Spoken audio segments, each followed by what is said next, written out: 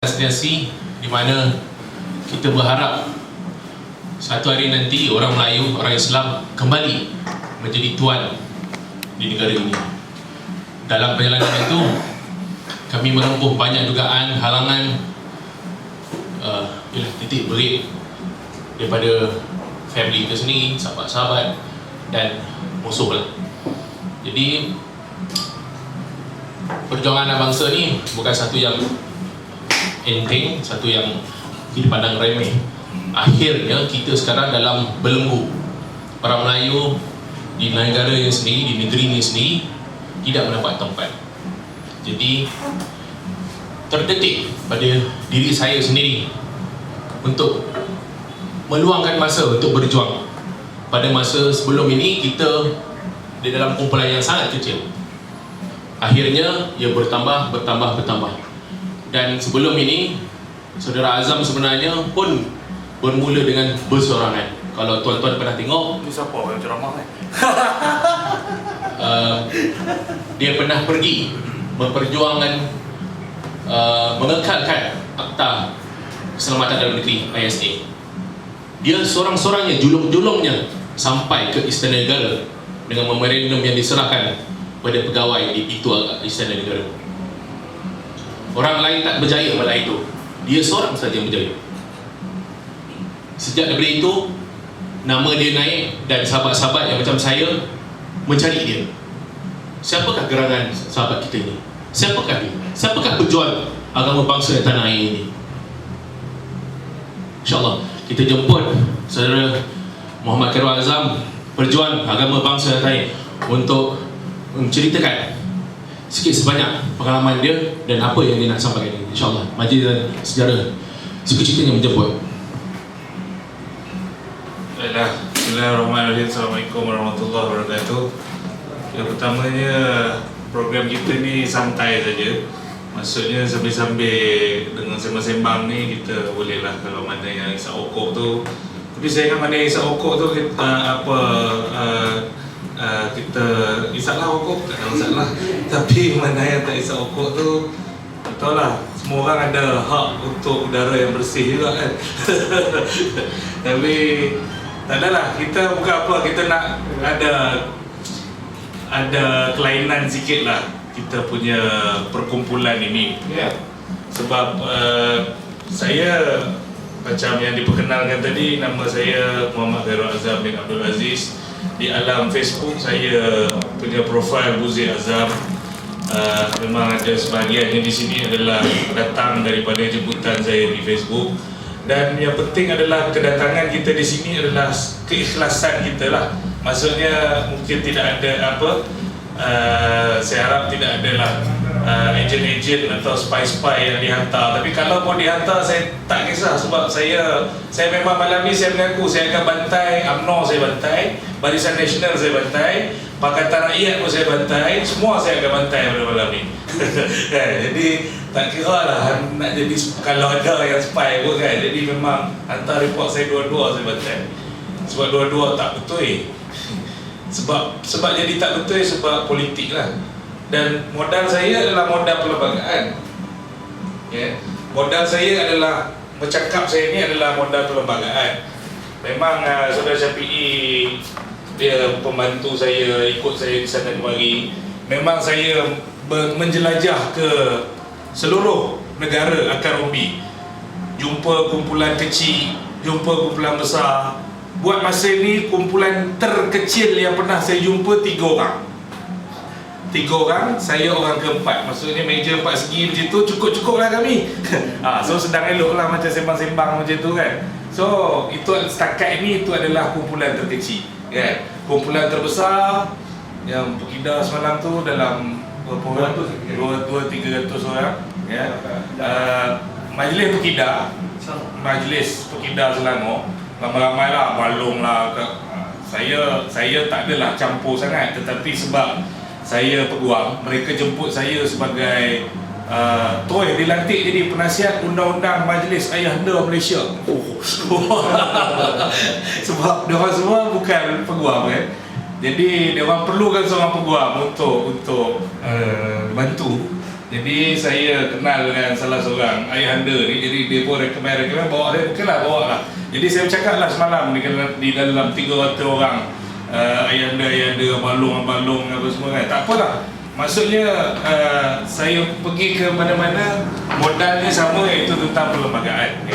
Jadi malam ni kalau boleh kita sembang dan saya cakap sikit, anda bagi respon dan daripada situ kita berdialog lah, tengok apa sebenarnya yang kehendak kita, apa sebenarnya yang kita mahu. Baiklah, yang pertama je saya nak cetuskan di sisi perlembagaan. Sebenarnya selama 57 tahun negara kita merdeka, kita ni telah ditipu oleh kerajaan. 57 tahun kita merdeka, kita ni telah ditipu oleh kerajaan. Sekarang ni bulan Ogos. Tahu kan? Hang ni dah kena tipu bulat-bulat.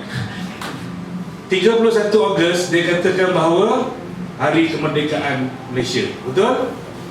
31 Ogos hari kemerdekaan Malaysia. Bullshit. Sebab apa saya katakan bullshit? Sebab yang merdeka pada 31 Ogos 1957 tu bukan Malaysia. Yang merdeka pada 31 Ogos 1957 tu adalah Persekutuan Tanah Melayu. Faham Yang merdeka pada 31 Ogos 1957 itu adalah Persekutuan Tanah Melayu, bukannya Malaysia. Sebab masa Tunku Abdul Rahman baru merdeka, yang footage setiap kali nak merdeka ada iklan kan, Hindu hari ini saya semakin berat naik basikal mandi apa semua kan dengan bapak dia tu, bukan sedar marahan kan, tak ada kena dia pun kayu basikal kan. So dia kenang detik 31 Ogos 1957 kan. So okey, betul merdeka, tapi yang merdeka pada ketika itu adalah Persekutuan Tanah Melayu, Malaya. Sabah tak ada, Sarawak tak ada. Okay. Nama Malaysia ini hanya muncul pada 16 September 1963 apabila berkahwinnya Sabah, Sarawak, Singapura kahwin dengan Persekutuan Tanah Melayu, maka jadilah Malaysia. So maksudnya kita telah dibohongi selama ini. So sama-sama kena tipu lah pada muka. Kita duk malam merdeka, tapi itulah dia. Itu satu sudut. Tapi saya tak kata benda tu salah dan kita kena apa lawan gila-gila ke apa, tak. Sebab kita perlu tahu dalam perjuangan ini ada benda yang terang, ada benda yang gelap, ada benda yang terpaksa lah kita. Yalah, terpaksa lah buat kan demi untuk penyatuan. Takkanlah kita nak buat dua pesta kemerdekaan kan, 31 Ogos kita buat Semenanjung Malaysia je buat, Sabah Sarawak tak buat. Masa 16 September barulah buat sekali semua, campur Sabah Sarawak, tak ke makan belanja kan, macam-macam benda kan. Tapi maksud saya adalah kita perlu tahu sejarah kan. Walaupun tak apa merdeka, saya pun sambut merdeka juga, bawa anak-anak pergi tengok bunga api apa semua, masih macam biasa, dan panggil Malaysia juga, tak ada masalah. Tetapi kita perlu tahu bahawa kita perlu terang dan jelaskan. Faham tak? Maksud dia suka-suka juga, tapi kita kena tahu dan faham bahawa yang merdeka pada 31 Ogos 1957 itu adalah Persekutuan Tanah Melayu. Sabah Sarawak hanya pada campur Sabah Sarawak hanya pada 16 September 1963. Okay? Itu sejarah. Baiklah, kenapa kaitannya dengan perlembagaan? Sebab itu adalah core subjek saya. Sebab perkara pertama dalam perlembagaan persekutuan ini, dia menyatakan bahawa nama negara, nama persekutuan ini adalah Malaysia di dalam bahasa Inggeris dan bahasa Melayu. Nama negara kita ni adalah Malaysia. Okey. Sebelum namanya jadi Malaysia, sebab sebelum 1963 peruntukan perkara satu perlembagaan tu lain. Dia menyatakan bahawa persekutuan ini dinamakan sebagai Persekutuan Tanah Melayu. Persekutuan Tanah Melayu. Hanya apabila join Sabah Sarawak baru dia jadi Malaysia seperti perkara satu perlembagaan. Baiklah, selepas 57 tahun merdeka, saya nak tanya saudara-saudari sekalian. Malaysia itu adalah hasil daripada perkahwinan Persekutuan Tanah Melayu campur Sabah, campur Sarawak, campur Singapura, equals to Malaysia. Pada tahun 1963 juga, Singapura sekejap je di dalam Malaysia. Singapura sekejap je di dalam Malaysia. Dia keluar daripada Persekutuan Malaysia, tetapi tetap Persekutuan Malaysia itu adalah terdiri daripada Semenanjung Tanah Melayu, Persekutuan Tanah Melayu kahwin dengan Sabah, kahwin dengan negara Sabah, kahwin dengan negara Sarawak, kahwin dengan negara Singapura, jadi sebuah negara yang besar itu Malaysia. Okey. Sekarang ini Sabah ada lagi tak? Sarawak ada lagi tak? Singapura ada lagi tak? Sebagai sebuah negara, Singapura ada lagi tak? Dipanggil Singapura lagi tak?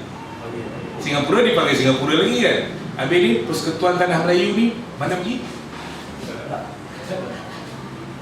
Di mana pergi nama Persekutuan Tanah Melayu?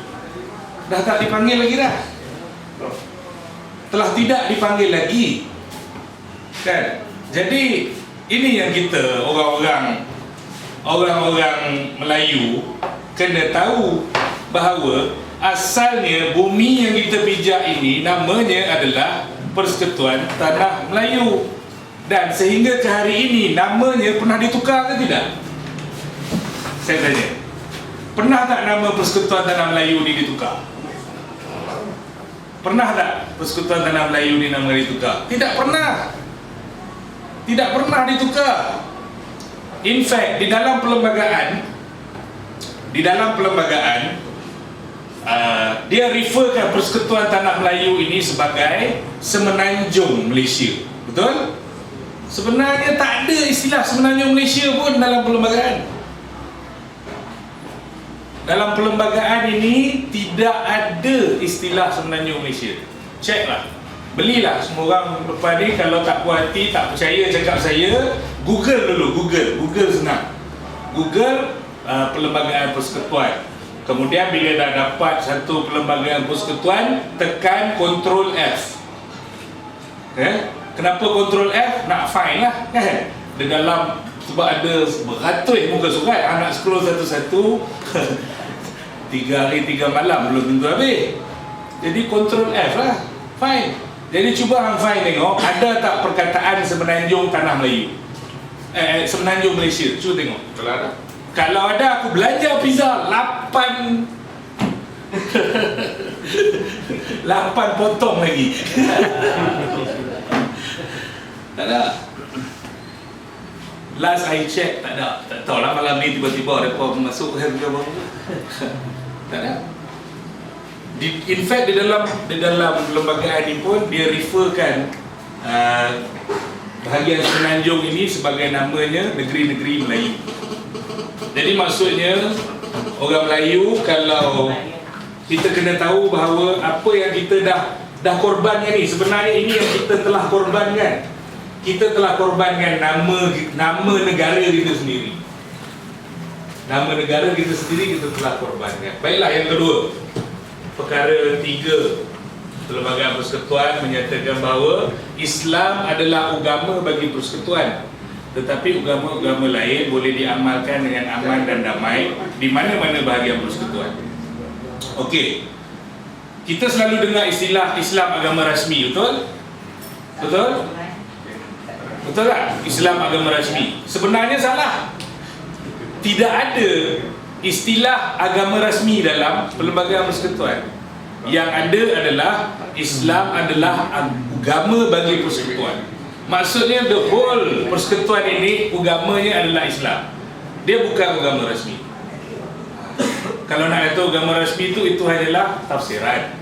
Tetapi perlembagaan juga menyatakan bahawa agama-agama lain boleh diamalkan dengan aman dan damai di mana-mana bahagian persekutuan.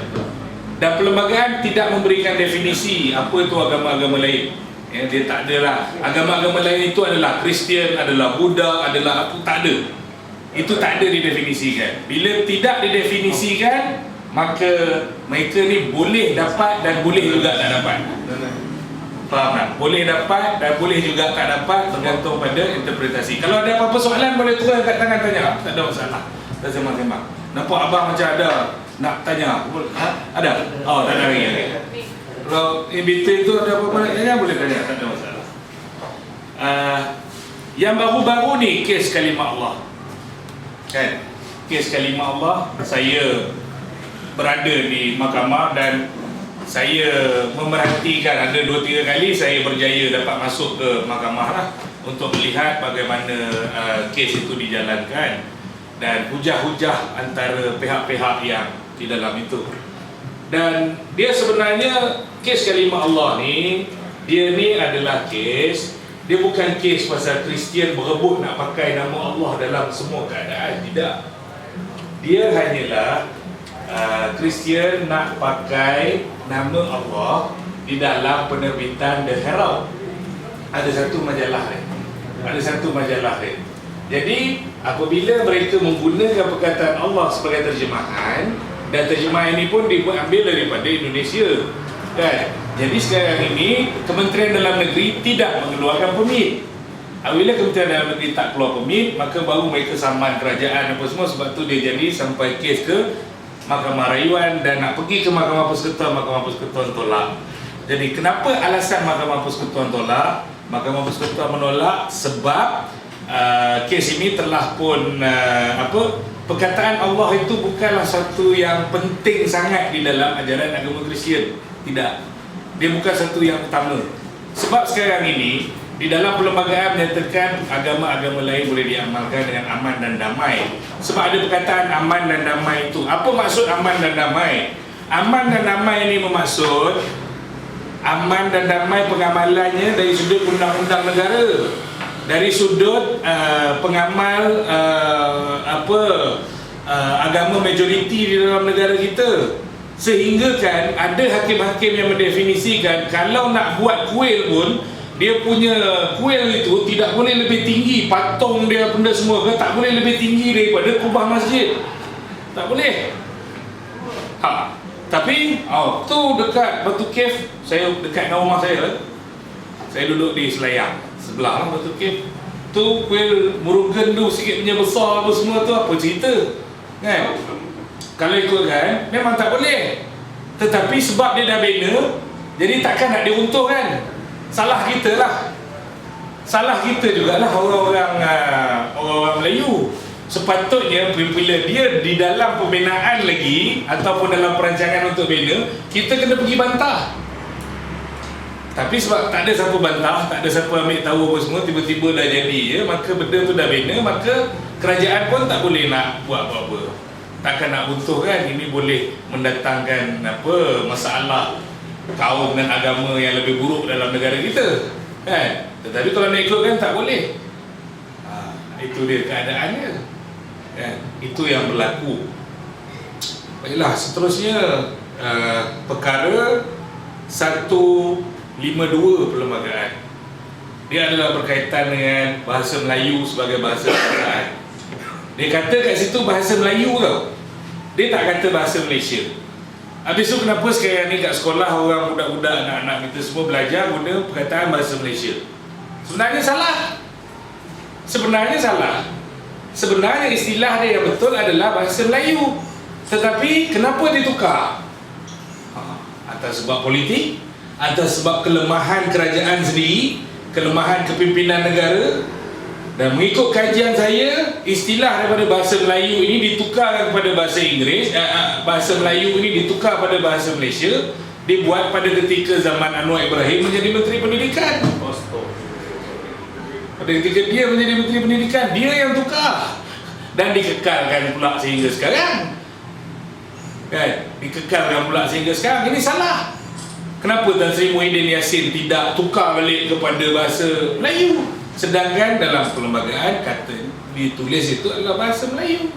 Jadi ini yang kita sebagai gerakan-gerakan NGO ni kena perjuangkan bersama-sama. Semalam saya cakap dekat geng-geng, semalam so, tahulah perhimpunan pekidar kan panas suasana dia kan, semua kan nak pukul orang kan, dia orang lah kan. So saya pun bakar, saya pun bakar lah sikit semangat dia orang.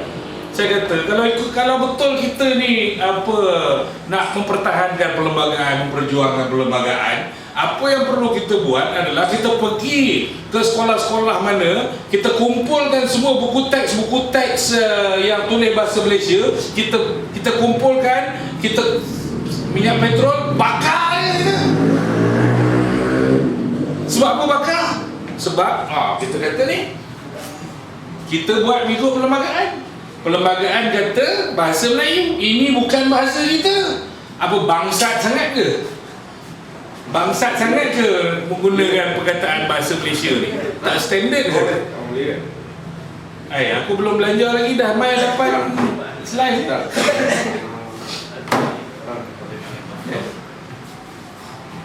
Dan satu lagi peruntukan perlembagaan yang penting adalah hak keistimewaan orang Melayu. Ini yang saya setip, perkara 153. Perkara 153 menyatakan bahawa adalah menjadi tanggungjawab yang di-Pertuan Agong untuk memelihara kedudukan istimewa orang Melayu, anak negeri Sabah, anak negeri Sarawak dan kepentingan sah kaum-kaum lain. Di dalam beasiswa lah, perkhidmatan awam dan sebagainya. Okey. Apa signifikannya perkara 153 ni?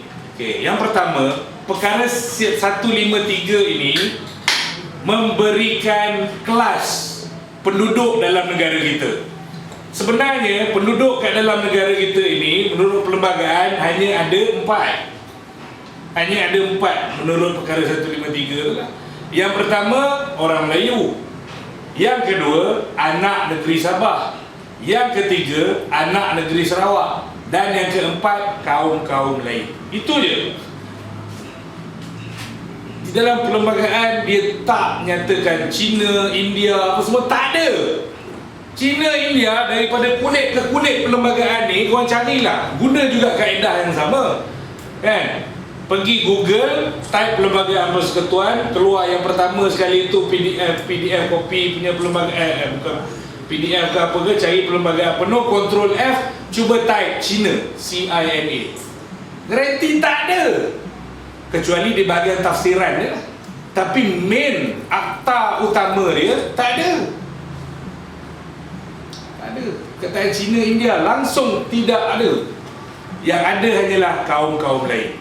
Jadi kaum-kaum lain tu Nepal pun boleh jadi, Bangla pun boleh jadi. Maksudnya open untuk interpretasi.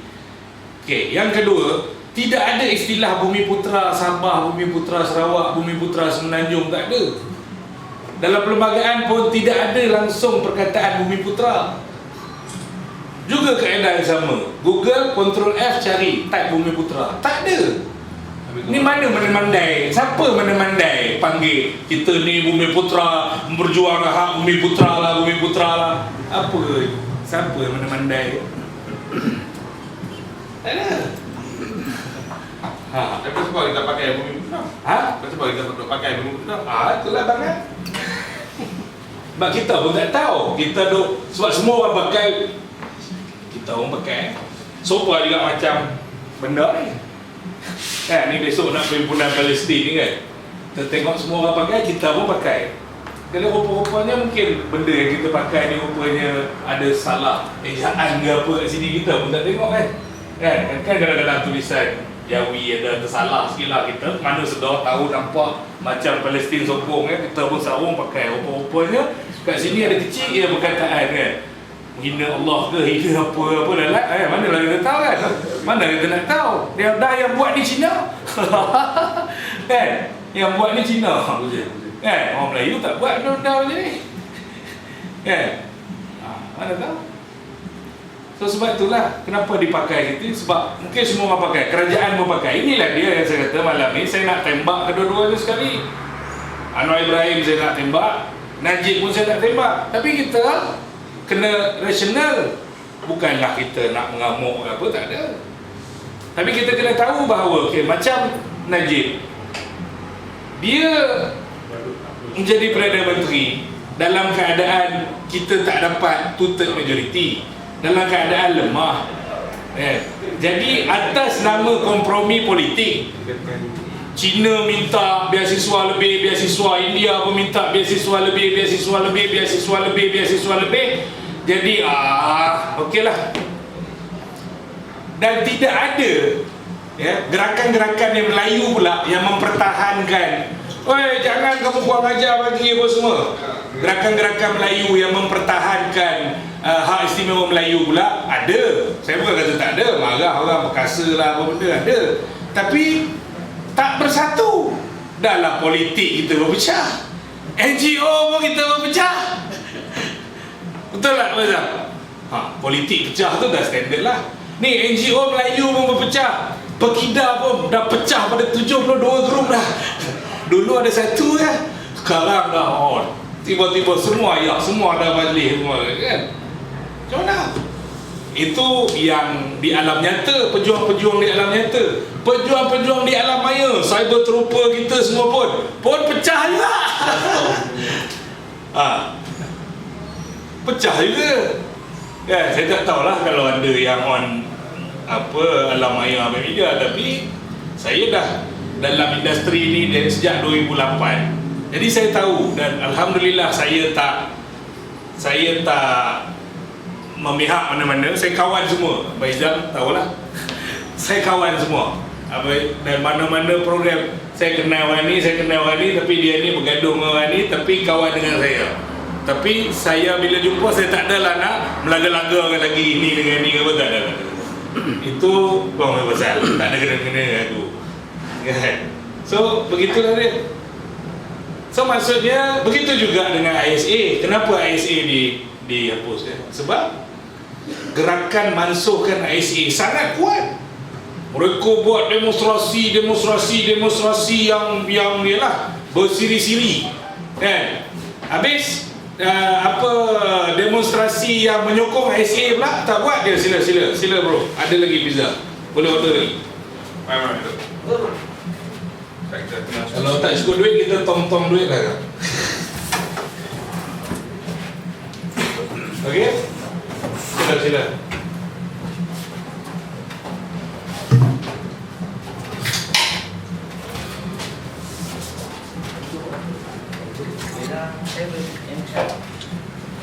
Gerakan mansuhkan ISA. Kenapa Najib boleh memansuhkan satu undang-undang yang sangat baik, yang telah menjaga keharmonian negara kita selama ini? Kenapa? Sebab desakan-desakan ni daripada Bersih lah, daripada gerakan mansuhkan ISA, daripada Majlis Peguam, semua ni sinkron ada, gabung lagi dengan Anwar Ibrahim tu kan, gabung, maka mereka semua sama-sama pergi desak mansuhkan ISA. Habis di pihak kita yang sokong ISA, kita ni majoriti senyap. Kita majoriti sebab rakyat Malaysia ada 28 juta.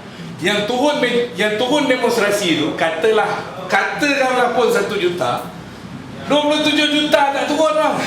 So mana lagi majoriti? Itu adalah matematik bodoh lah nak kita kira kan. Kita adalah majoriti, tapi kenapa yang minoriti ni kan? Sila. Sorry bang. Sorry lah, lambat sikit. Sorry lah. Saya pun baru nak mula sebenarnya. Oh, lambat. Sorry. Jangan. Ya. Kan? Kita yang dia belah sana tu kan. Tu kursi panjang kat belah sana tu boleh. Boleh nak duduk belah sana boleh. Belah sini boleh duduk.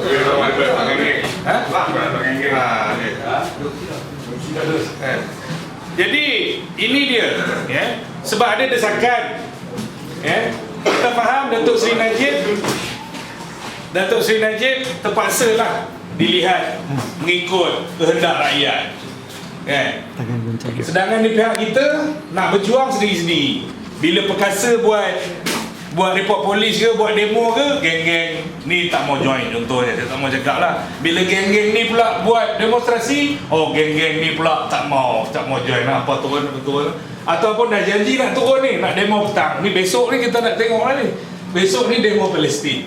Saya ni pun hasilnya saya ajak saya untuk demo Palestin besok, tapi saya kata saya main awal, kok malam ni boleh sembang dengan kawan-kawan Penang, sembang lah dulu kan. Okey lah.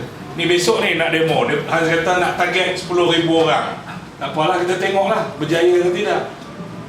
Boleh sampai ke tidak. Sebab kadang-kadang gerakan di pihak kita pun yang selain daripada pembangkang lah. Pembangkang ni, depa ni sanggup tak ada makan pun depa turun, kena belasah pun diorang sanggup. Tak ada duit minyak pun diorang turun. Betul tak? Kerana semangat dia orang ni, perjuangan mereka. Sebab dia orang asalkan bukan UMNO, asal bukan UMNO je kita lawan, tak kira siapa, setan pun setan lah. Dia orang dah benci sangat dah pada UMNO. Jadi semangat mereka, tak ada makan tak apa, tak ada pizza tak apa. So ini doktrin mereka. Tetapi di pihak kita pula, ada duit tak? Ada tak? Ada makan tak? Lepas tu takkan tak boleh prepare sikit. Anak ni aku panggil anak buah aku. Ui, ramai. Aku nak call, satu SMS apa?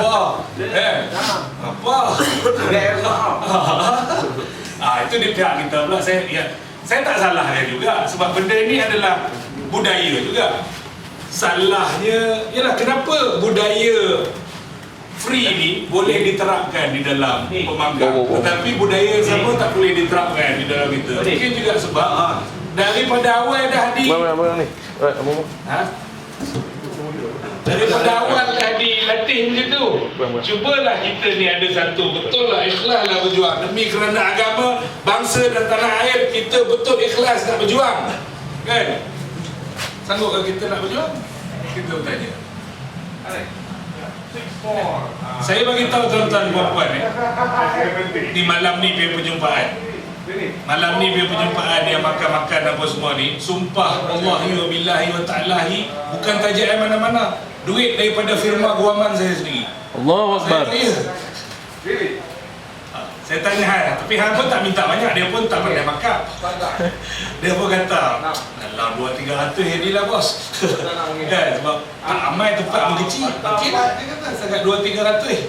Kan, saya mai pun tak apalah, saya pun suka lah berjalan hujung-hujung minggu bawa anak bini saya semua ada sini. Kan, so setakat malam ni setakat 200-300 apa salahnya? Kan, tak adalah nak kata duit saya banyak sangat, tapi setakat 200-300 insya-Allah boleh lah lepas makan malam ni. Kan? Jadi tu tak ada tajaan mana-mana. Sendiri-sendiri je. Jadi ini dia benda yang kalau boleh kita nak terapkan, sebab kita kena sayang negara kita ni berdasarkan undang-undang dan perlembagaan. Baiklah, saya rasa saya dah sentuh. Dan satu lagi yang penting adalah berkaitan dengan kontrak sosial kewarganegaraan. Tuan-tuan sekalian, nak merdekanya negara kita ini, ada perjanjian.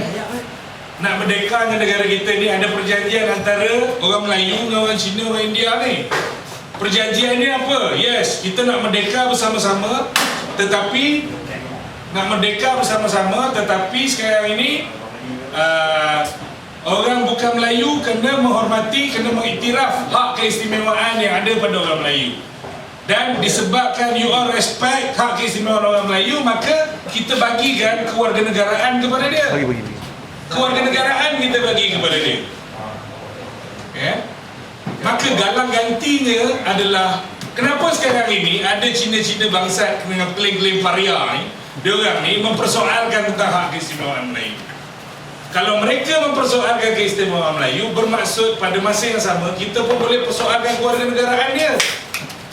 Tapi kenapa orang kita jarang mempersoalkan kewarganegaraan dia? Takut kena tangkap. Dan kita pun tengok, ni pun baru juga peguam negara tadi. Kalau geng-geng kita sekejap je kena charge. Tapi kalau puak sana dah berapa kali tukar menteri dah. Kementerian Dalam Negeri tak kena cah-cah juga. Dan ini dia yang kita sama-sama kena bincang pada malam ini lah. Okey, itu je dulu permulaan untuk saya lontarkan. Kalau ada apa-apa di situ ataupun yang saya belum sentuh, kita boleh sembang-sembang malam ni. Saya nak minum air dan juga nak isap ukuk juga. Sambil-sambil kita isap ukuk, kita cerita. Okey, silakan. Ada apa-apa pendapat pandangan, silakan. Nak tanya. Ya. Kita memang berlandaskan pada perlembagaan persekutuan. Dan acap kali apabila saya bersuara dan saya berhujang dengan kawan-kawan, mereka cakap tentang agama Islam adalah agama rasmi, dan saya taklifkan pada mereka apa maksud rasmi. Kalau ikut dalam bahasa kan, rasmi dalam penggunaan, kalau kita kata agama Islam adalah agama rasmi, maka kalau ada majlis, masa itulah rasminya. Tetapi bukan satu amalan, satu budaya, satu ibadah kita lah seharian kan, untuk orang Islam, untuk orang Melayu.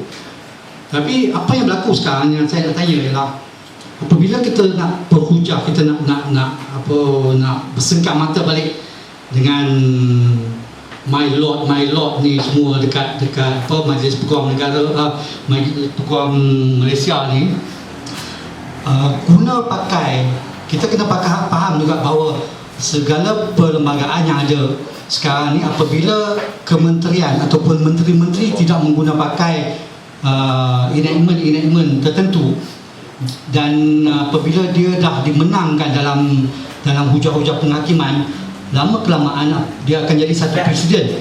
Selepas jadi presiden, dia akan jadi satu common law, sebab kita berlandaskan kepada Westminster punya sistem, iaitu segala yang kita tercatat dalam perlembagaan, apabila dalam kehidupan seharian dan sebarang pengujahan, lama kelamaan penghakiman itu akan jadi sebagai satu undang-undang yang biasa. Jadi kita tak boleh nak hukum balik lah, kita tak boleh nak lawan.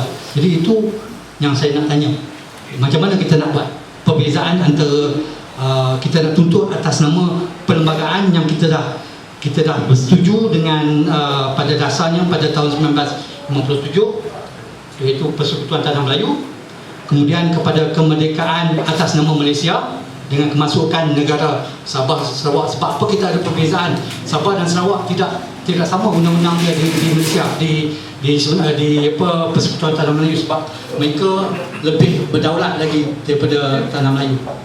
Okey, sekian, terima kasih. Okey, soalan Abang Izam ni bercabang-cabang dan banyak sudut Tapi saya nak jawab yang akhir sekali tu. Kenapa ada different set of law between Tanah Melayu ini, Persekutuan Tanah Melayu ini dengan Sabah dan Sarawak? Sebab apa? Sebab yang saya kata tadilah di mula-mula, mungkin mana yang baru masuk tu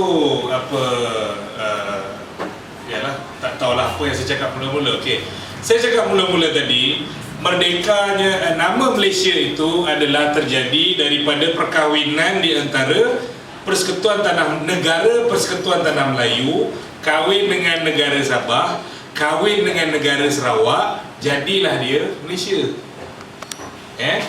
Jadi sebab itulah nak kahwin dia antara Persekutuan Tanah Melayu dengan Sabah dan Sarawak ni, dia ada 20 point agreement.